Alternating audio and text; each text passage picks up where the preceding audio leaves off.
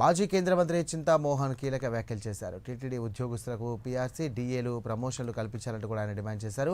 స్థానికులకు ప్రతి మంగళవారం ప్రత్యేక ప్రవేశ దర్శనం ఇవ్వాలని అన్నారు. అలాగే తిరుమలలో జనతా హోటళ్లను స్థానికులకు ఇవ్వడంతో పాటు శానిటేషన్ కాంట్రాక్టులో తెలంగాణ లాగా ఎస్సీ, ఎస్టీలకు కూడా ప్రాధాన్యత ఇవ్వాలంటూ కూడా ఆయన కోరారు.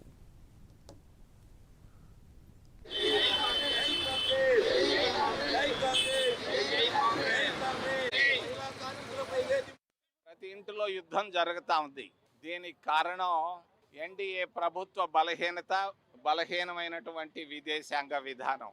మరి కాంగ్రెస్ ప్రభుత్వం ఉన్నప్పుడు ఉన్నటువంటి విదేశాంగ విధానానికి ఈరోజు ఎన్డీఏ ప్రభుత్వ విధానాలకు తేడా ఉంది. నిన్ననే ప్రకాష్ కరాత్ మాట్లాడాడు. నేను ప్రకాష్ కరాత్ని అభినందిస్తున్నా. మరి ఈరోజు ట్రంప్ దగ్గర బలహీనతలన్నీ బయటపడుతున్నాయి. మరి మోడీ గారిది జాగ్రత్త, దేశం పాడైపోతా ఉంది. 1991 ఫిబ్రవరిలో కూడా యుద్ధం వచ్చింది.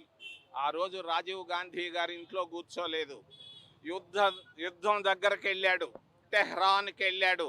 ఆ రోజు ప్రపంచ అధినేతలతో మాట్లాడి యుద్ధాన్ని ఫిబ్రవరి 28, 1991లో విరమింపజేసినటువంటి ఘనత కాంగ్రెస్ ప్రభుత్వానికి, రాజీవ్ గాంధీ గారికి దక్కిందని చెప్పక తప్పదు.